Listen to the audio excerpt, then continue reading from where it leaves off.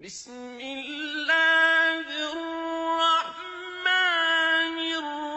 الرحيم.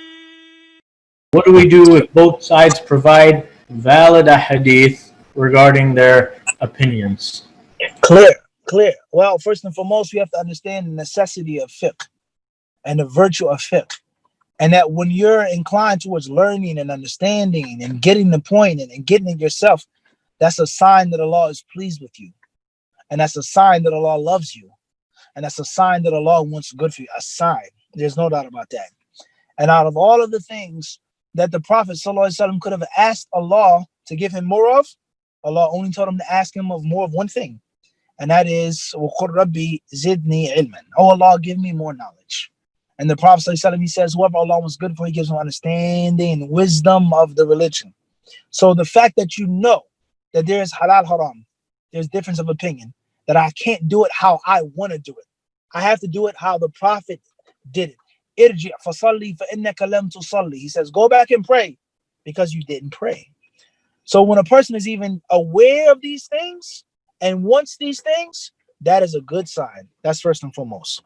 Secondly, is you got to understand that knowledge is an ocean, it's a sea, is an endless sea. It isn't something that you can just dive in and get out and get your feet wet. It is an endless ocean,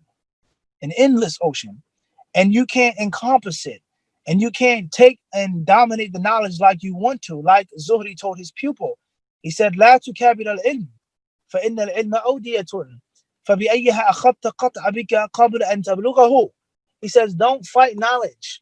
Don't be arrogant and prideful when it comes to knowledge, because knowledge, he says, awdiya is like valleys. Any valley that you attempt to pursue, you'll run out of air, breath, and food, and water, and drink before you reach the end of the valley. So you have to understand that knowledge is vast, fiqh is vast, the schools are vast. You've heard one lecture, you read one book, you graduated from one school. It doesn't mean that you've encompassed all of the knowledge. Point number 3 is that you have to understand that there are 3 main levels with regards to understanding fiqh and fiqh issues. Number 1 is the independent level. Number 2 is he who's not fully independent, but he's not following blindly as well. He can look and decipher among the independents. Last but not least is the average 9 to 5 Ammi, who does not hold the necessary tools to decipher and to sift through and make his or her own decisions. So before we even go into the fiqh issues, can we pray 6 feet apart? Is it permissible for me to trim my beard for the greater good? Is it permissible for a woman to speak at an MSA? Can we vote? Can I eat gummy bears and gummy worms that have gelatin in them? So on and so forth. These modern day fiqh issues, you have to classify which of the 3 are you from. Am I an independent researcher? Am I an intermediate researcher? Or am I a 9 to 5 Muslim? Afterwards, you have to obey and follow the rules accordingly. If you have the ability to decipher it yourself, you must decipher it for yourself. It is impermissible to blindly follow if you yourself can figure it out yourself. It is impermissible for you to be independent and you're not trained and qualified to be independent. And this is very important in minimizing the difference. The next piece of advice is, do not be nasty. Do not lack cordial, friendly nature in these issues. Fighting people, calling people bad names, nasty names. You're deviant. You're a Hanafi blind follower. You follow the Hanafis. You're a Hanbali. You're this and you're that. Don't call people names. Wala tanabazu. Allah says, don't call yourselves bad names. The Prophet ﷺ says, "La'na al-mu'min ka qatlihi." Cursing a Muslim is like killing him. Sabul muslimin fusuq. Cursing a Muslim is sin. So we have to understand, after the other points, is that when we do differ, we have to differ respectfully.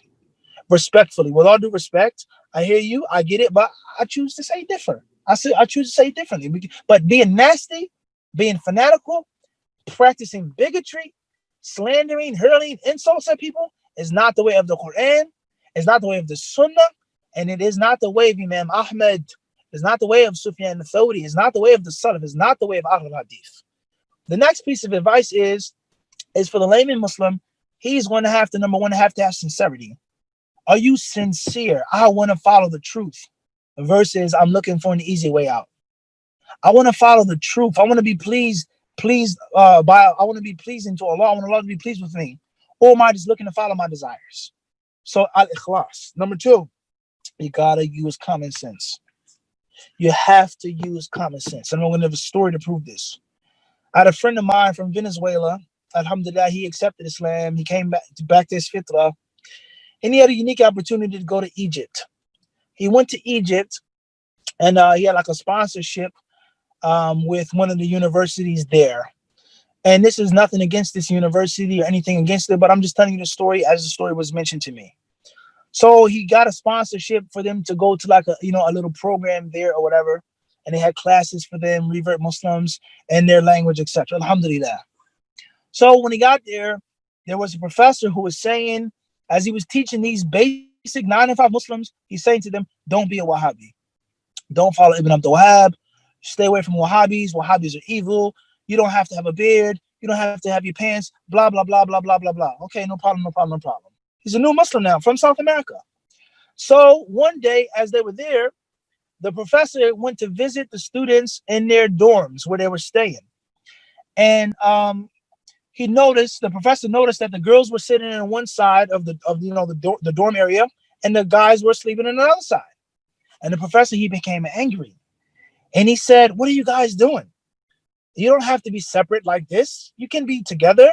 We're all Muslims. We're brothers and sisters. No one is perverted. No one is thinking sexually. This is extremism. This is Wahhabism. Don't be like Wahhabis. So the brother from Venezuela, he sat down and he said, he wasn't a scholar. He wasn't still, he was new to Islam. So he said, yes, Sheikh, Professor, well, you've come and you visit us these times. Why don't you come sleep with us, come stay with us yourself. And he said, okay, no problem. So one night he came and he stayed. And the brother, he asked him, he said, Sheikh, where's your wife? I want to meet your wife. Where's your daughter or your daughters? Why can't they come and sleep with us? Let your daughters, sleep next to me. Let us all be one family. And the professor, obviously, he stuttered and he felt uncomfortable. The point is proven. Is that this layman Muslim used his what? Scholastic knowledge. He used his what? Common sense. Is that the fatwa that you're giving me and forcing upon me can't be right because you don't feel comfortable doing it yourself. So common sense is a genius in work clothes. As a wise man once said, common sense is a genius and an overall or a coverall. That's the professor. That's the brain, the neurosurgeon under the hood of the car with the grease all over him. Good, solid common sense. After that, the next piece of advice is to follow the precautionary view. Follow the view that gives you the most precaution. It may be permissible, but the other scholar says it's a major sin. Stay away from it. Afterwards, you have to follow the scholar that you trust the most and that you feel is the strongest. You may not be able to pick one, may be better, but he may be wrong, but you have to follow the scholar that you feel is closest to the truth. You have to follow the scholar that you feel is most skilled in this issue. And at the end of the day, it's always going to be a battle of picking and choosing, just like the YouTubers. Don't listen to Mufti Ibn Muneer. He's not a Mufti. He's a fake Mufti. Okay, no problem. Listen to us. Don't listen to this one. Don't listen. At the end of the day, no one you can listen to. So the layman is going to have to do what? Be sincere. The layman is going to have to use common sense. The layman is going to have to follow the person that he or she feels is closest to what gets them closer to Allah with regards to these different fiqh issues. These points, if you actually think about them and use them, I don't see how a layman Muslim could ever lose with those points. And Allah knows best.